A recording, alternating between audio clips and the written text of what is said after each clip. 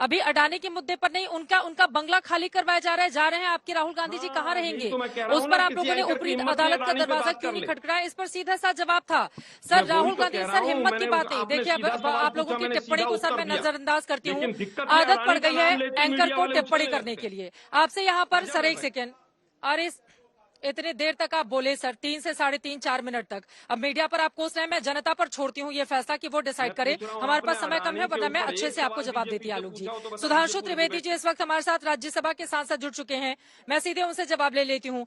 वो कह रहे हैं कि अडानी के मुद्दे पर आप जवाब देने से बचना चाहते हैं, इस वजह से राहुल गांधी निशाने पर है और अब तो आप लोग उनका बंगला भी खाली करा रहे हैं।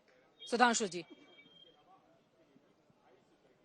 वास्तविकता यह है कि कांग्रेस पार्टी और विपक्षी दल अपने अपने भ्रष्टाचार और अपने अपने परिवार की संपत्ति बचाना चाहते हैं, इसलिए अडानी का बहाना ले रहे हैं।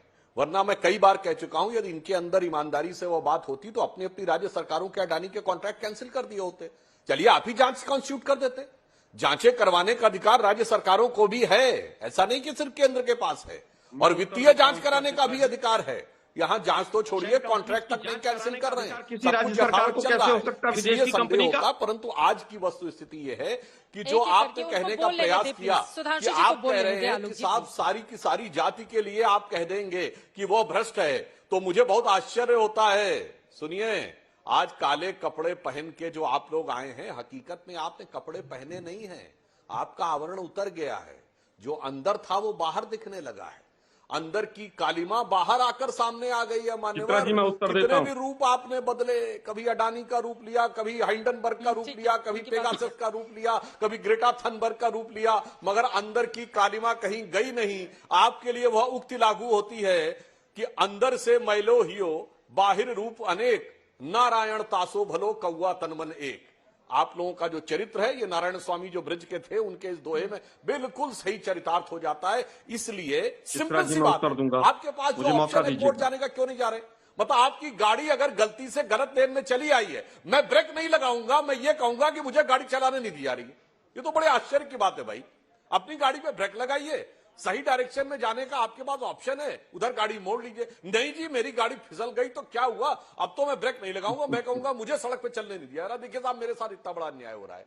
इस प्रकार की बातें करके जो जिस प्रकार का आप लोग एक राजनीतिक नाटकीयता दिखाने का प्रयास, चित्रा जी बहुत समय दिया बीजेपी को आपने, मैं उत्तर दे देता हूं। वैधानिक विषय को वैधानिक ढंग से डील करिए, न्यायिक जाति जनगणना के विरोध में फिर क्यों है आप?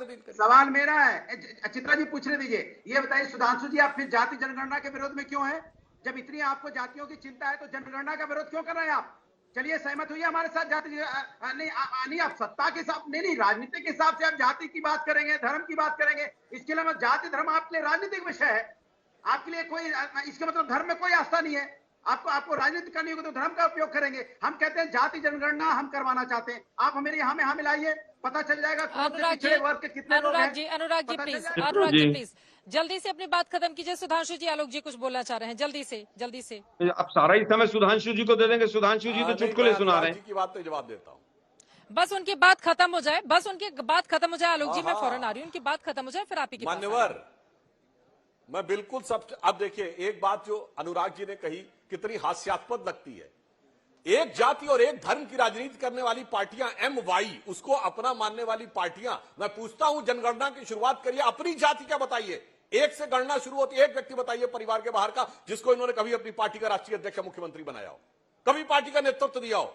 एक की गणना नहीं है, जनगणना की बात करते हैं मान्यवर। और जहां तक मैं आलोक जी आपसे विनम्रता से कहता हूं, राहुल गांधी से कहिए कि गंभीरता से एक्ट करें, एक तेवर में विक्षिप्त व्यक्ति की तरह एक्ट ना करें। कल तो आप अभी पत्रकारों को दोष दे रहे हैं, कल तो आप प्रेस कॉन्फ्रेंस में उस पत्रकार को, चित्रा जी मैं उत्तर देना चाहूंगा, बहुत लंबा प्रवचन हो गया है। हो क्या गया है की बात करेंगे ठीक है, चित्रा जी बहुत लंबा प्रवचन हो गया, उत्तर देने का मौका दीजिए। आलोक जी की टिप्पणी प्लीज, आलोक जी की टिप्पणी। देखिए मुझे लगता है बीजेपी पूरी तरह से अभी भी इस मामले को डिस्ट्रैक्ट करना चाहती है।